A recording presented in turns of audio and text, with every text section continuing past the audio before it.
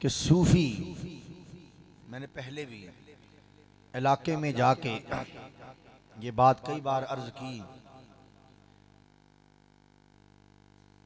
कि बताता मौलवी भी यही है कि तुम नमाज पढ़ो, बताता पीर भी यही है कि तुम नमाज पढ़ो, बताता मौलवी भी यही है कि तुम रोज़ा रखो, हज करो, बताता पीर भी यही है। तो फ़र्क माबैन क्या हुआ? तो फ़र्क मैंने पहले भी कई बार अर्ज़ किया, कुछ सूरतें मुझे नहीं दिखाई दे रही हैं, तो मेरा दिल ये कर रहा है कि मैं उनको भी अर्ज़ कर दूं ताकि ये बात सब मुरीदों तक पहुंच जाए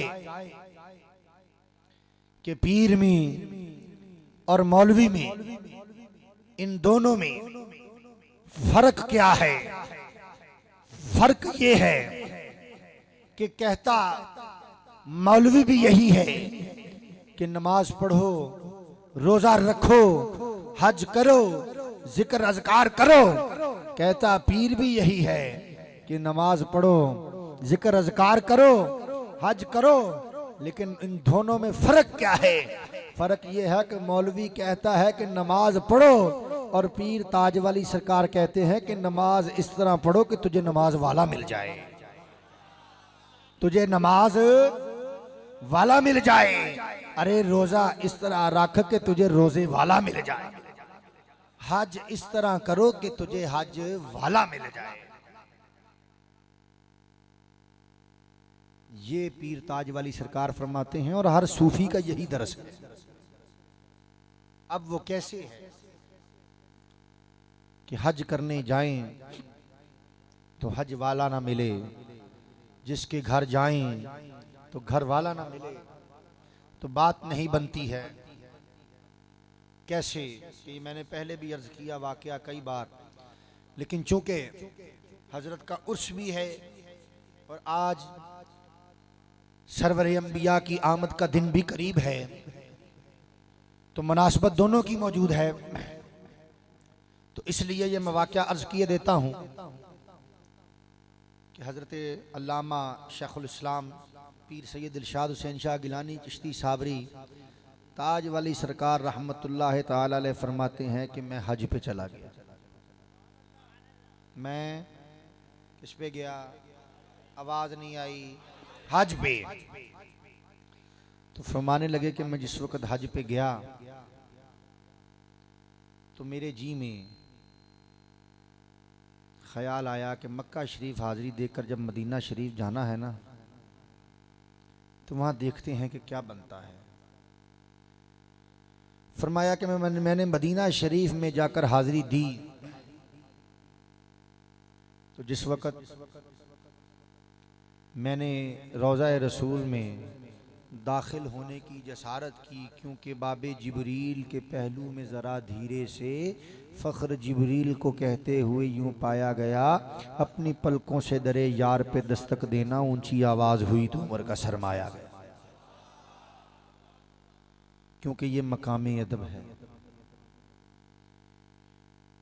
क्योंकि ये मकामे अदब है, क्योंकि ज़ेरे आसमां अज अर्श नाजुकतर नफ्स गुम करदमे आयत जुनैदो बायजीद ईजा।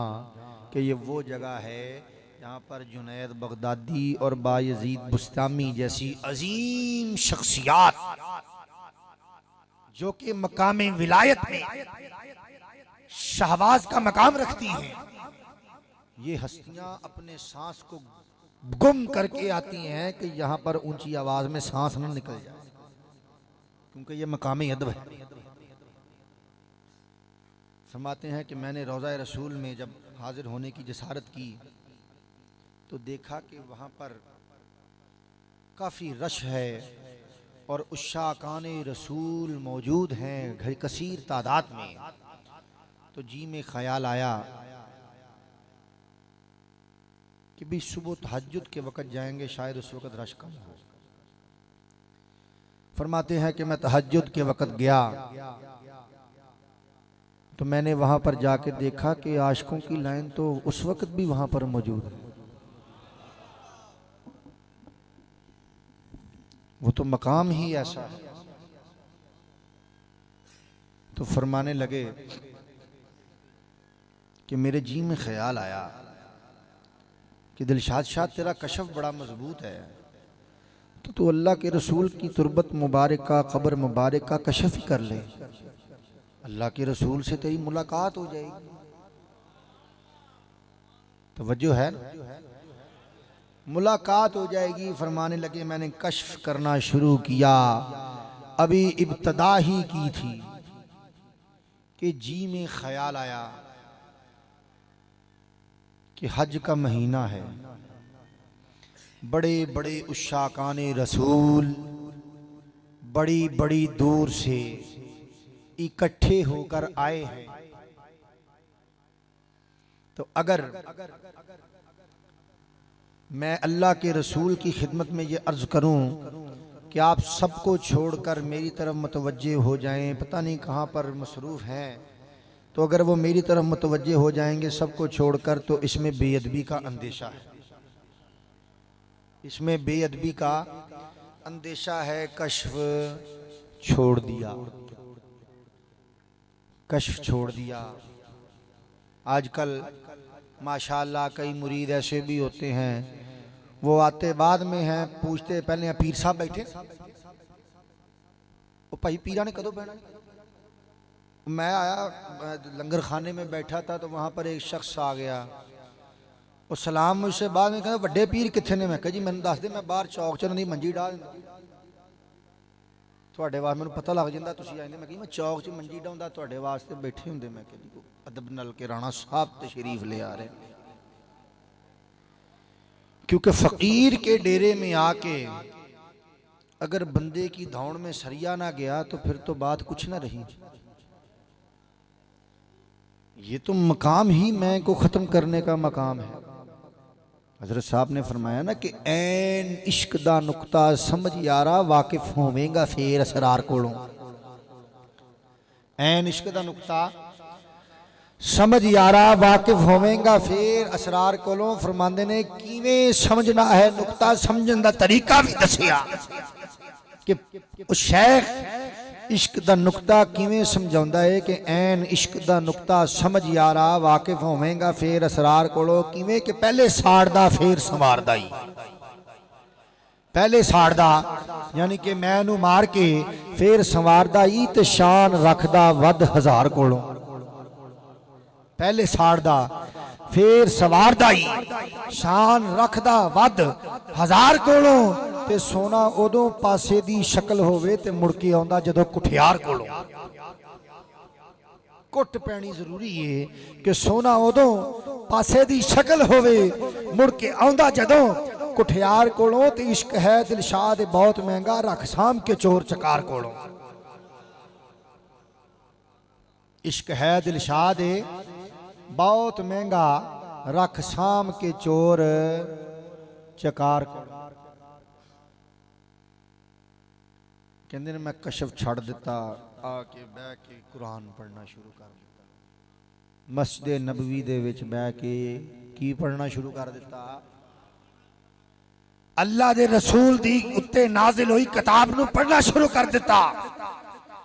इश्क की इब्तदा, हुस्न की इंतहा, सरवरे अंबिया मुस्तफा आ गए।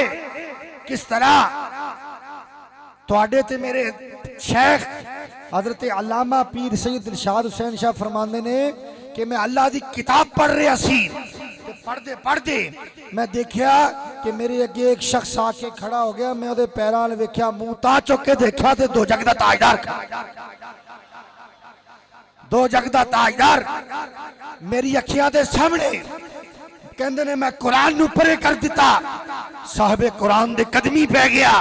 मैं कहा या रसूल अल्लाह तुसी ते अल्लाह दे रसूल की पे फरमाउंदे ने, इश्क वाले वास्ते अज करने वा अल्लाह दे रसूल तुहाडे ते मेरे शेख नू फरमाउंदे ने कि दिलशाद तू सानू याद कीता सी, असी आ गए। तू सानू याद कीता, असी आ गए। दस की गल? हाय हाय हाय तवज्जो है भाई। उर्स भी है तुहाडे पीर दा ते सरवरे अंबिया दी आमद भी ते मेरा ईमान है कि असी नबी दी महफिल च भी बैठे हैं ते वली दी महफिल च भी बैठे हैं ते मेरा ईमान है पंजतन पाक दी कसम खा के कहना वा कि अमीर सावरी गल नहीं हो कहण वाली इस महफिल दे विच पंजतन पाक तशरीफ ले आए। इस महफिल दे विच पंजतन पाक तशरीफ ले आए हुए ने ताजदारे अंबिया तशरीफ ले आए हुए ने पीर सैयद दिलशाद हुसैन शाह तशरीफ ले आए।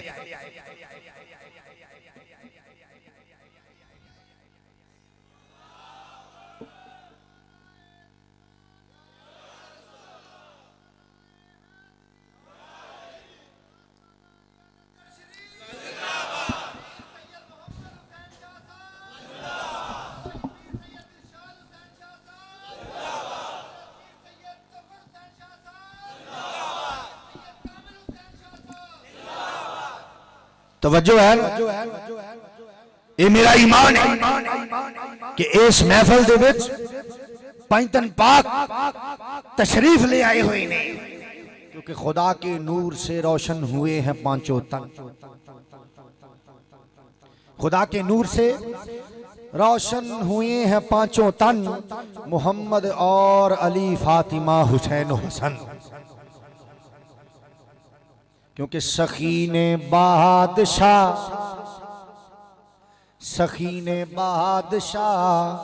शाहदे शहनशाह सखीने बादशाह शाहदे शहनशाह निराला दो जहान तो ने पंज तन। आवाज नहीं आई। सखीने बादशाह शाहदे शहनशाह नियाला दो जहान तो ने पंज तन केड़े मोहम्मद मुस्तफा। आवाज नहीं आई। मोहम्मद मुस्तफा अलीउल मुर्तजा मोहम्मद मुस्तफा अलीउल मुर्तजा और जनाबे फातिमा हुसैन ते हसन मोहम्मद मुस्तफा अलीउल मुर्तजा और जनाबे फातिमा हुसैन ते हसन। सखीन बादशाह शहादे शहनशाह आला दो जहान तो ने पंज तन केड़े मोहम्मद मुस्तफा अलीउल मुर्तजा। दोवें हाथ बुलंद करके ए नबी दी भी महफिल वली दी भी महफिल मोहम्मद मुस्तफा अलीउल मुर्तजा जनाबे फातिमा हुसैन ते हसन मोहम्मद मुस्तफा ओ जनाबे फातिमा हुसैन ते हसन। खुदा के नूर से रोशन हुए हैं पांचों तन मोहम्मद और अली फातिमा हुसैन और हसन क्योंकि हर वक्त करो तुम जिक्र नबी हर वक्त करो तुम जिक्र नबी हर वक्त अली की बात करो हर वक्त करो तुम जिक्र नबी हर वक्त अली की बात करो। ये उंगलियां पांच बताती हैं पंजतन के आगे हाथ करो। ये उंगलियां पांच बताती हैं पंजतन के आगे हाथ करो क्योंकि पंजतन का नाम लेके जुबान का वजू करो। पंजतन का नाम लेके जुबान का वजू करो फिर इसके बाद तेरी इबादत कबूल है।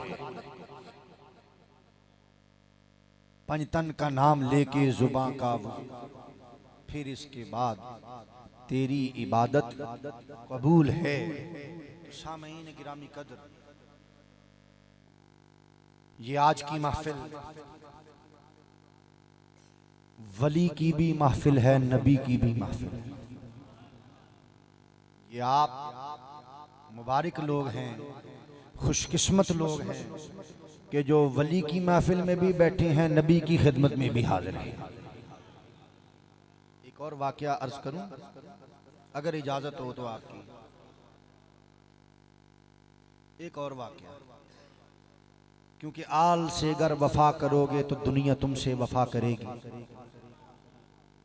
तवज्जो है, आल से अगर वफा करोगे तो दुनिया तुमसे वफा करेगी, और मनाओगे अगर शब्बीर का गम तो बिन्ते ज़हरा दुआ करेगी।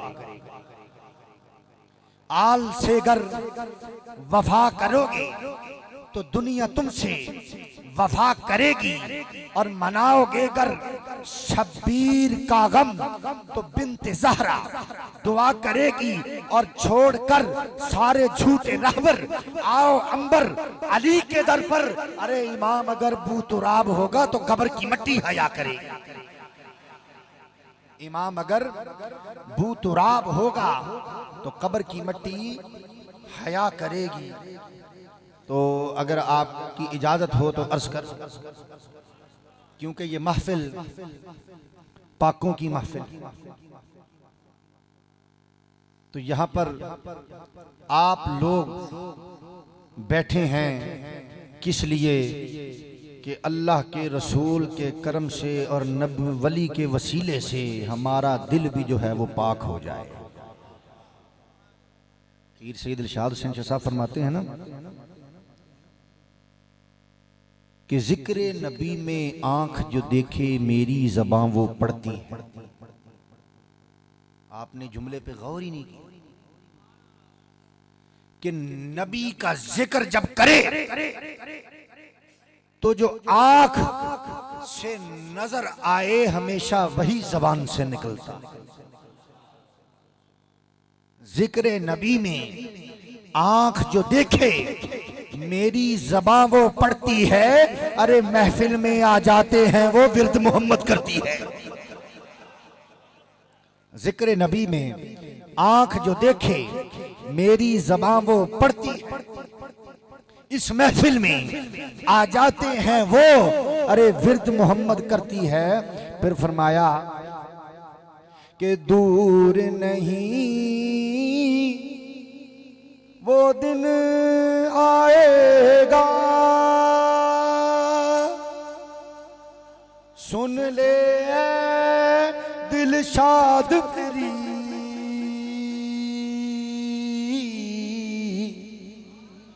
दूर नहीं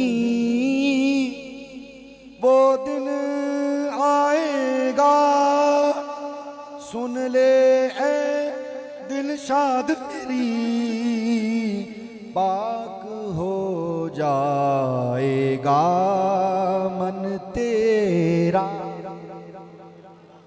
पाक हो जाएगा मन तेरा। क्योंकि पाकों की वो बसती है, पाक हो जाएगा मन तेरा। दूर नहीं वो दिन आएगा, सुन ले ए दिलशाद मेरी, पाक हो जाएगा मन तेरा। पाकों की ये बस्ती है, पाकों की बस्ती में पाकों का जिक्र हो रहा कि सभी पाकीज़गी कुर्बान तुझ पे, सभी पाकीज़गी या रसूल अल्लाह, सभी पाकीज़गी कुर्बान तुझ पे। तू बन के ऐसा ताहिर आ गया है, अरे जो तुझको देख ले वो मुंह से बोले खुदा पर्दे से बाहर आ गया है। जो तुझको देख ले वो मुंह से बोले खुदा पर्दे से बाहर आ गया है। तो एक वाकया अर्ज करने जा रहा हूं। हजरत सलेमान बिन रबी रहमतुल्लाह ताला, तवज्जो है, जिक्र नबी में आंख जो देखे मेरी ज़बान वो पढ़ती है। महफिल में आ जाते हैं वो विर्द मोहम्मद करती है। तो इस महफिल में महफिल वाले जो हैं तो वो मौजूद हैं। ये मेरा ईमान है, क्योंकि मैंने पहले अर्ज की कि अमीर साबरी गल नहीं हो कहण वाली इस महफल दे विच पंजतन पाक तशरीफ ले आए हैं। हज़रत सलेमान बिन रबी रहमतुल्लाह ताला अलैह फरमाते हैं कि मैं हज पे गया अपने भाई के साथ, काफिले वालों के साथ। जिस वक्त मैं हज पे गया तो हज पे जाके रास्ते में, चूँकि उस वक्त ऊँटों के ज़रिए सफ़र हुआ करता था, फरमाते हैं कि मैंने अपना सफ़र शुरू किया तो रास्ते में एक शहर आया, उसको कहते हैं बसरा, इराक का वो शहर है। तो फरमाते हैं कि हमने वहाँ पर पड़ाव डाला हुआ था शहर, तो एक सराय में हम मुकीम थे। तो मैं एक बाज़ार में से कोई चीज़ लाने के लिए बाहर निकला, तो अभी मैं जा ही रहा था तो मैंने देखा एक मकान का दरवाज़ा आहिस्ता से खुला, उसमें से एक बुर्का पोश औरत निकली। बुर्का पोश औरत निकली। उस औरत ने तेजी तेजी से बाहर निकल के चलना शुरू कर दिया। सलमान बिन रबी फरमाते हैं कि मैं बड़ा परेशान हुआ और मैंने कहा ये औरत को मशकूक है तो इसका पीछा करना चाहिए। तो कहते हैं कि मैंने उसका पीछा करना शुरू किया तो जिस वक्त कहते हैं वो चलती रही, मैं उसके पीछे चलता रहा। वो शहर से बाहर निकल गई, जंगल में पहुंच गई, मैं उसके पीछे चलता रहा। तो मैंने वो एक आगे जब जंगल में पहुंची तो आगे एक मुर्दार पड़ा हुआ था। मुर्दार समझते हैं जिसे कहते हैं, बकरा मर जाए, वैड़ मर जाए, गाय मर जाए, उसको मुर्दार बोलते हैं। तो मुर्दार पड़ा हुआ था आगे एक। तो उसने अपने बुरके में से एक तेज़ धार छुरी निकाली, छुरी निकाल के उसके गोश्त को काट के उसको एक शॉपर में डाल के या किसी बैग में डाल के बुरके में दोबारा छुपाया, छुरी छुपाई, वापस चल पड़ा। कहते हैं जिस वक्त औरत वापस चल पड़ी तो मेरे जी में ख्याल आया कि ये औरत हराम गोश्त लेकर निकली है, अब ये किसी न किसी हाजी को खिलाएगी, उससे पैसे बटोरेगी, कोई ऐसा वैसा मामला है, तो इसका पीछा करना चाहिए। फरमाते हैं सलेमान बिन रबी के मैंने उस औरत के पीछे चलना शुरू कर दिया। जिस वक्त उस औरत के घर के करीब पहुंचा, वो औरत घर में दाखिल हो गई, उसने दरवाज़ा बंद कर लिया। कहते हैं कि मैं बड़ा शक का शिकार हो गया। मैंने कहा ये पता नहीं क्या मामला है, तो मैंने दरवाजे के साथ कान लगाए। अब इश्क की बात अर्ज करने जा रहा हूँ।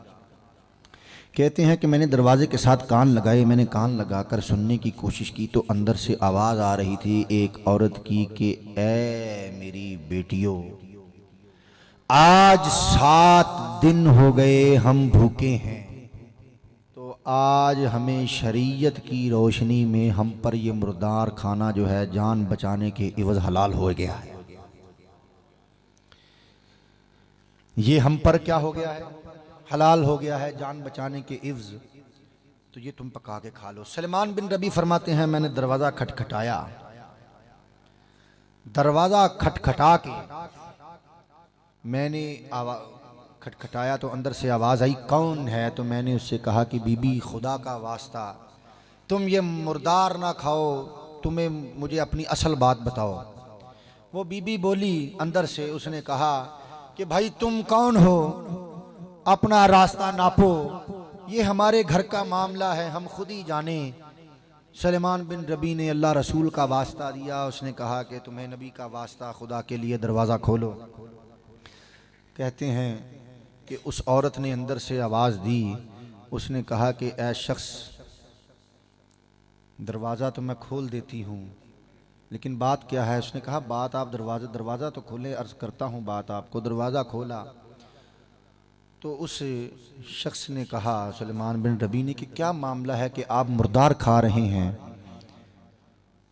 तो वो औरत जो थी उसने कहा भाई हम 7 दिन से भूखे हैं, तो जान बचाना जो है उस हम पर फ़र्ज़ हो गया था, तो इसलिए हमने जान बचाने के इव्ज़ जो है ये मुर्दार खाना जायज़ समझा है। शरीयत ने भी इसको जायज़ करार दिया है कि जब जान के लाले पड़ जाएं, फाकों तक नौबत आ जाए, कोई चीज़ ना मिले, तो फिर जान बचाने के वास्ते तुम थोड़ा सा मुर्दार खा सकते हो। ये शरीयत इस्लामिया का हुक्म है। तो सलमान बिन रबी बड़े परेशान हुए। उन्होंने कहा, ए औरत, तुम अजीब खातून हो। ये हज का महीना, इससे पीछे ज़िक़अद गुजरा, उससे पीछे शवाल गुजरा, शवाल से पीछे रमजान गुजरा। रमजान में सब साहिब मालदार लोग जो होते हैं वो अपने अपने माल की ज़कात निकालते हैं। तो अभी तो ज़कात गुजरे को भी थोड़ा अरसा हुआ है, 2 महीने हुए हैं, तो ज़कात का माल भी जो है वो तुमने नहीं लिया, जो इतना जल्दी तुम्हें फाके पड़ गए। सवाल उठता था ना कि तुम ज़कात दे के भी अपना गुजारा कर सकती थी। अब वो औरत पर्दादार खातून ये कहती है, इश्क वालों के लिए बात अर्ज कर रहा हूं कि नबी का महीना है, अगर तुम नबी से मोहब्बत करते हो, नबी की आल के साथ उल्फत रखते हो, तो सीने पे हाथ रख के इस बात को सुनना कि उस औरत ने कहा कि जिस नबी का तुम कलमा पढ़ते हो, हम उस नबी की औलाद में से हैं। हम पर ज़कात लेना जायज नहीं है, हम ज़कात नहीं ले सकते। हम बनु हाशिम के खानदान से, हाशमियों पर ज़कात लेना मना है, इसलिए हम ज़कात नहीं ले सकते।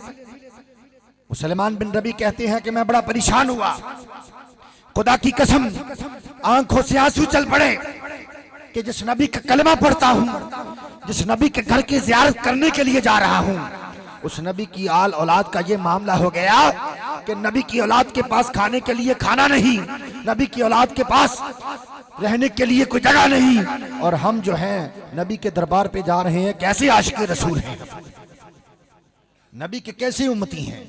सलमान बिन रबी कहते हैं कि बीबी मुझे अंदर तो आने दो। उसने कहा कि नहीं, मैं तुम्हें अंदर आने नहीं दे सकती। पूछा कि वजह क्या है, तो बीबी कहती है कि हमारे पास एक ही चादर है, मैं लेती हूं तो मेरी बेटियां जो हैं बगैर चादर के हो जाती हैं।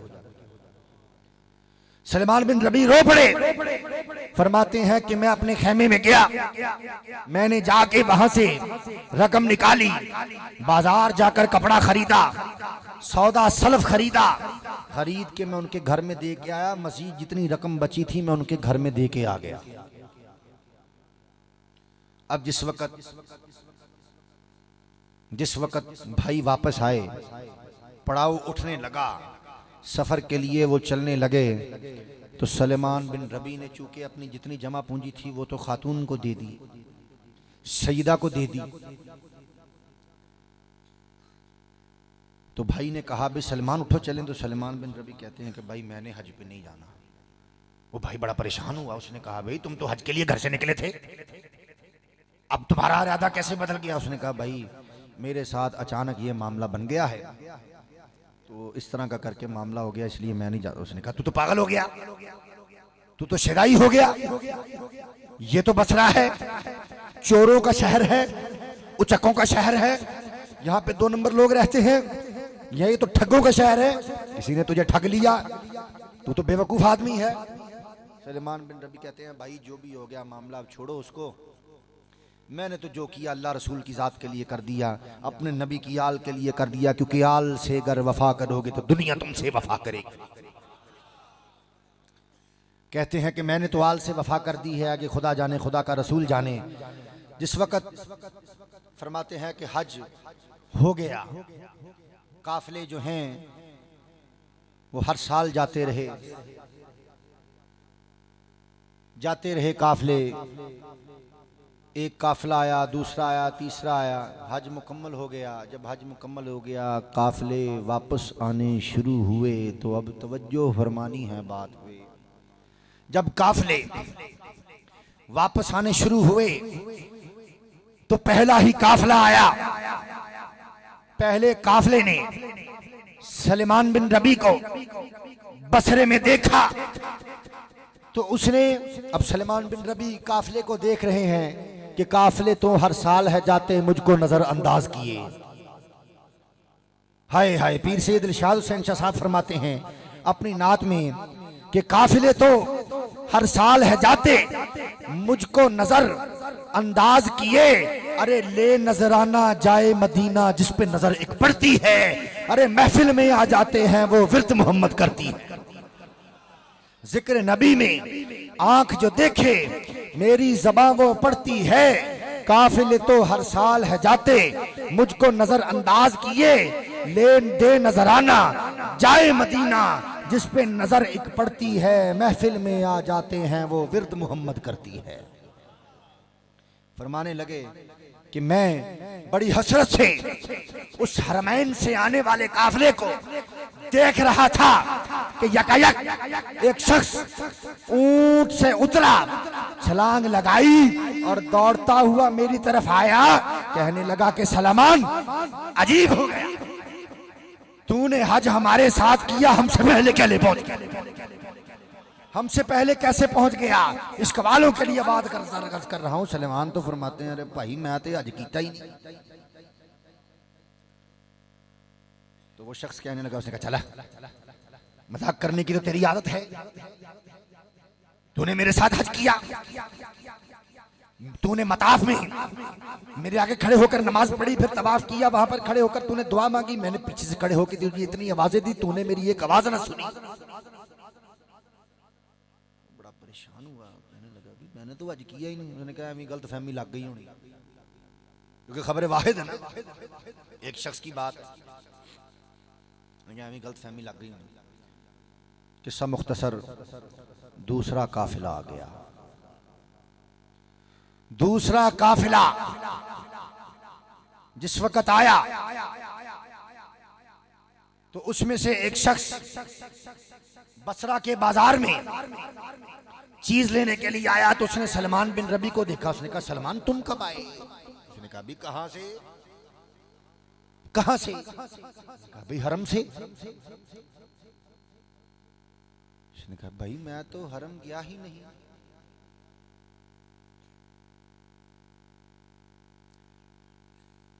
मैं तो हरम गया ही नहीं। उसने कहा क्यों झूठ बोलते हो?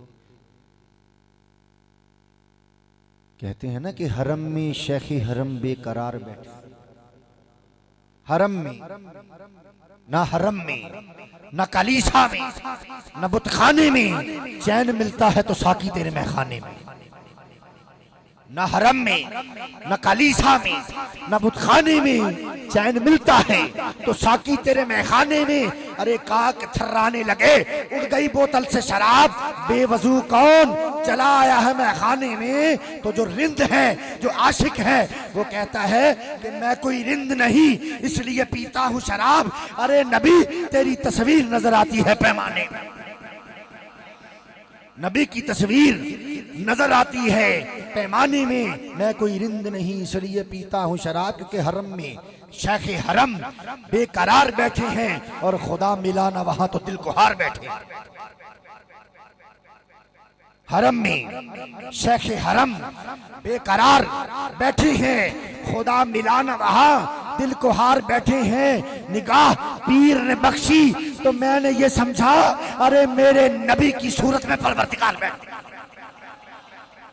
मेरे नबी की सूरत में परवरदिगार बैठे हैं। फरमाने लगे कि मैंने जब हज किया ही नहीं तो क्यों मान लूं? उसने कहा क्यों झूठ बोलते हो?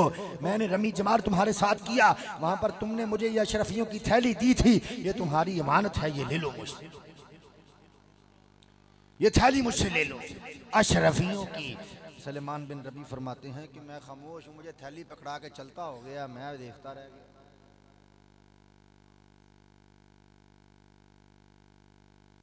क्योंकि काबे में जाके मैंने नवाफिल किए अदा, लेकिन वहां खुदा ना मिला उसका कुछ पता। तवज्जो है जी? काबे में जाके मैंने नवाफिल किए अदा, लेकिन वहां खुदा ना मिला उसका कुछ पता। काबे से वापसी थी कि सेहरा में एक जगह के यक्सर हसीन बुत कमली वाले से हुआ मेरा राबता। कहने लगा ये हस्ती के कहां जा रहा है तू? कहने लगा ये शख्स के कहां जा रहा है तू? तो मैंने कहा कि मुझको खुदा की है जुस्तजू। ये बात सुनकर कमली वाली सरकार ने पर्दा हटा दिया, आंखों की पुतलियों ने खुदा को दिखा दिया। आंखों की पुतलियों ने खुदा को दिखा दिया। लगे मैंने तो वादे किया ही नहीं, क्यों कर मान। अब तीसरा काफिला आया तो तीसरे काफिले में सलमान बिन रबी के अपने भाई मौजूद थे। अब जिस वक्त भाई जो थे उन्होंने आके सलमान बिन रबी को देखा तो गिरेबान से पकड़ लिया, कहने लगे कि कमबख्त, अजीब इंसान है, तुझे मेरे साथ ही हज करने में तकलीफ थी, कहां कहां मैंने तुझे नहीं देखा। मताफ में तुझे देखा, जब तू तवाफ कर रहा था तेरे पीछे मैं था, इतनी आवाजें दी तूने मुड़कर नहीं देखा। कहने लगे भाई मैंने तो हज किया ही नहीं। अब वो बड़े भाई थे, नाराज होने लगे, बोलते रहे नाराज होते रहे कि तुमने हज किया, तुम्हें मेरे साथ तकलीफ थी हज करने में, तुम अकेले जाके हज करे आए। रात हुई तो बड़े परेशानी के आलम में नींद आ गई तो देखा कि ताजदारे कायनात की कचहरी लगी हुई है। आवाज नहीं आई यार, पिछले दिन नहीं आई। ताजदारे कायनात की कचहरी लगी हुई है।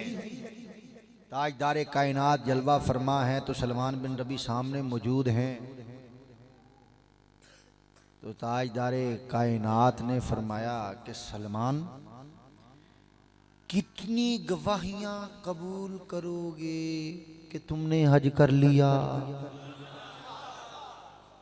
हाय हाय हाय,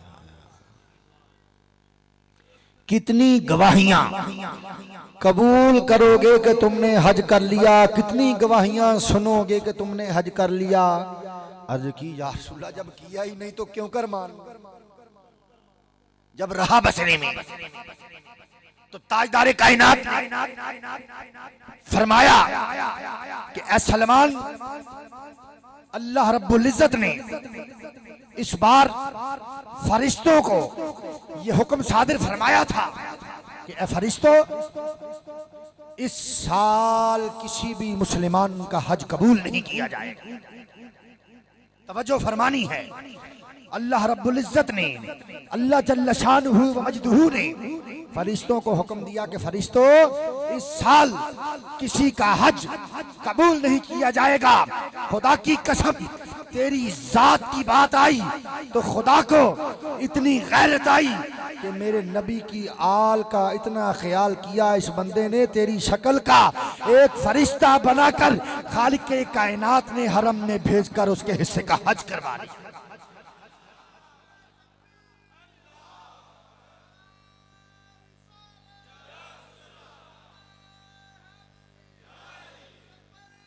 लब्बैक या रसूल अल्लाह, आवाज आनी चाहिए पीछे तक। लब्बैक या रसूल अल्लाह, लब्बैक या रसूल अल्लाह। ताजदारे खत्म नबुव्वत, ताजदारे खत्म नबुव्वत। देखा कि दो जग के ताजदार ने फरमाया, सलमान किसी का भी हज कबूल नहीं होना था। खालिक कायनात ने तेरी शक्ल का एक फरिश्ता बनाकर भेजा, उसने तेरे नाम का हज किया और कयामत तक जितने भी हज आएंगे हर साल तेरी शक्ल का फरिश्ता हरम में हज करता रहेगा। आल से गर वफा करोगे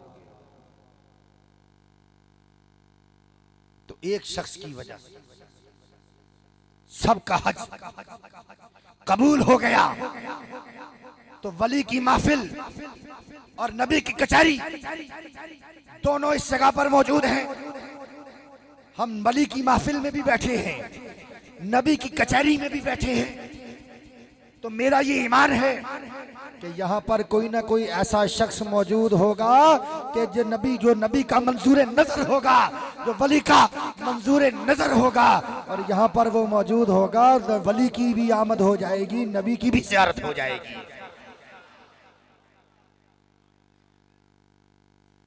आल से गर वफा करोगे तो दुनिया तुमसे वफा करेगी, और मनाओगे अगर शब्बीर का गम तो बिन्ते ज़हरा दुआ करेगी। अरे छोड़कर सारे झूठे रहबर आओ अंबर अली के दर पर, छोड़कर सारे झूठे रहबर आओ अंबर अली के दर पर। इमाम अगर बूतुराब होगा कब्र की मट्टी हया करेगी।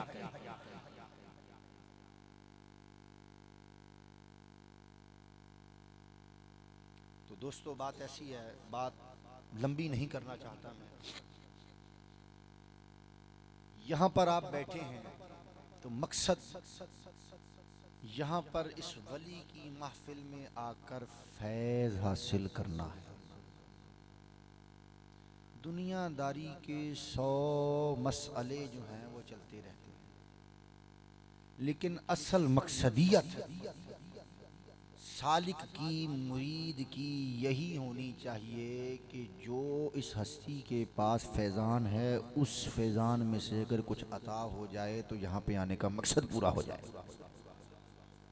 मैं आपको अपनी रूदात सुनाता हूँ कि मैं जब भी किसी भी वली के मज़ार पे गया, मैं दाता गंज बख्शली हजवेरी रहमतुल्लाह अलैह के मज़ार पे गया, हजूर गंज शकर रहमतुल्लाह अलैह के मज़ार पे मैंने हाज़िरी दी। कभी दिल में जाकर ये ख्याल नहीं रहा कि यहाँ पर दुनिया मांगने आए हैं। कभी दिल में ये ख्याल नहीं रहा कि घर रोटी नहीं लभदी ते असीं रोटी खाण आए। लंगर का लुकमा अता हो जाए हजरत की नवाजिश है, ना अता हो तो कभी गिला नहीं। लेकिन मकसदियत वहां पर जाने की, हाजिरी देने की क्या होती है कि वो चीज, वो शय जो इस हस्ती के पास है, जो अल्लाह के रसूल के दरबार से इस हस्ती को अता हुई है, जिसकी वजह से दुनिया इस हस्ती की ताज़ीम कर रही है, वो चीज़ का अगर एक कतरा भी अता हो जाए तो खुदा की कसम आने का मकसद पूरा हो जाता है। आने का मकसद पूरा हो जाए। तो मैंने जो आपको अर्ज की इतनी लंबी बात कि वली का मकसद अल्लाह की बारगाह तक पहुंचा देना, क्योंकि अल्लाह अल्लाह किए जाने से अल्लाह ना मिले। अल्लाह वाले हैं जो अल्लाह से मला देते हैं। तो सूफ़ी जो है वो कहता है कि नमाज इस तरह पढ़ो कि तुझे नमाज वाला मिल जाए, रोज़ा इस तरह रखो कि तुझे रोज़े वाला मिल जाए, हज इस तरह करो कि तुझे हज वाला मिल जाए। तो मकसदियत तो दोस्तों यहाँ पर आने की यही है। जो शख्स, जो लोग वली की आकर खिदमत करते हैं, वली उनको उनका हिस्सा ज़रूर अता कर देता है। हज़रत अल्लामा पीर सैयद इरशाद हुसैन शाह गिलानी चिश्ती साबरी ताज वाली सरकार रहमतुल्लाह ताला अलैह, आपने अपने आखिरी साल 1997 में 24 जून की रात को यहीं पर महफिल समा होती थी, इसी पंडाल में। तो हज़रत साहब ने इसी पंडाल में बैठकर फरमाया था कि दोस्तों, मैं ऑन दी रिकॉर्डेड बात है, अगर किसी शख्स को मेरी बात पे यकीन ना हो तो मेरे पास वो मूवी मेरे लैपटॉप में पड़ी है। अगर किसी शख्स को इतराज़ हो, यकीन ना हो तो वो देख सकता है। मैं यहाँ पर चला भी सकता हूँ भरे पंडाल में कि हज़रत साहब ने फरमाया कि जिस किसी मुरीद ने आकर खुलूसे नीयत से इस दरबार की खिदमत की, इस वली की खुलूसे नीयत से आकर खिदमत की, हजरत साहब ने उसको उसके हिस्से का फैज़ जो है वो अता कर दिया। आपके ये अल्फाज हैं कि इस हस्ती की जिसने भी खिदमत की, इस हस्ती ने उसका मुआवजा जो है वो अता कर दिया, अपने पास उसका मुआवजा नहीं रखा। ये ऑन द रिकॉर्डेड बात है, किसी को इतराज़ हो तो मैं सुना भी सकता हूँ। वो मुआवजा किसी भी सूरत में भी हो सकता है, वो फैज़ की सूरत में भी हो सकता है, रूहानियत की सूरत में भी हो सकता है, वो कैश की सूरत में भी हो सकता है, हर सूरत में वो मुआवजा जो है वो हो सकता है। ये आपके अल्फाज थे। चूँकि हज़रत अल्लामा पीर सैयद दिलशाद हुसैन शाह गिलानी चिश्ती साबरी ताज वाली सरकार रहमतुल्लाह ताला अलैह एक बहुत ही मंतिकी फ़लसफ़ी किस्म के बुज़ुर्ग थे और इल्मी शख्सियत थे, और वो थोड़ी बात के अंदर बहुत ज़्यादा बात कर जाया करते थे। आपकी जो किताब है दुर्रे इरफान, आप उसमें अपने मकतूब में लिखते हैं कि थोड़े खत नू लेना समझ बहुता पाके अकल नू खूब अकाल बेली। थोड़े खत नू थोड़ी गल नू लेना समझ बहुता पाके अकल नू खूब अकाल बेली। तो तवज्जो फरमानी है आपने कि हज़रत साहब मुख्तसर सी बात फरमाया करते थे और अपने मुख्तसर से जुमले में एक बहुत बड़ा राज बयान कर जाया करते थे, जिसके बहुत सारे मतलब मुआनी जो है, मतालिब मुआनी जो है वो निकल सकते हैं। अगर कोई शख्स समझ वाला हो, इल्म वाला हो, गौर वाला हो, तो वो उस पर गौर करे तो उसको सब समझ आ जाए। तो जिसने भी इस दरबार की खिदमत की फिजिकली सूरत में, यानी कि आके इस दरबार की मामलात जो हैं, इस दरबार के सामान को, आस्ताना आलिया के सामान को सीधा किया, हज़रत साहब फरमाते हैं कि उसका फैज़ जो है वो उसको अता कर दिया, उसके हिस्से की रूहानियत जो है वो उसको अता कर दी। तो मैं बहुत मशकूर हूँ उन लोगों का, क्योंकि ये जो हमारा उर्स है 29 नवंबर का, जो कि आज जिसको 20 साल हो गए, 20 साल हो गए, कल की बात है, तो 20 साल गुजर गए। तो कहते हैं कि सदियां बाद भी नासिर इंज लगदा जिवें सोना मदीने च अज आया। सदियां बाद भी नासिर इंज लगदा। तो ये कल की बात है कि आज 20 साल गुजर गए, हज़रत साहब को इस दुनिया से रुखसत हुए ज़ाहिरी तौर पर, लेकिन बबातिन वो हमारे दरमियान मौजूद हैं। ये हमारी अपनी आँख का कसूर है कि वो हमें नज़र, अल्लाह हू अकबर।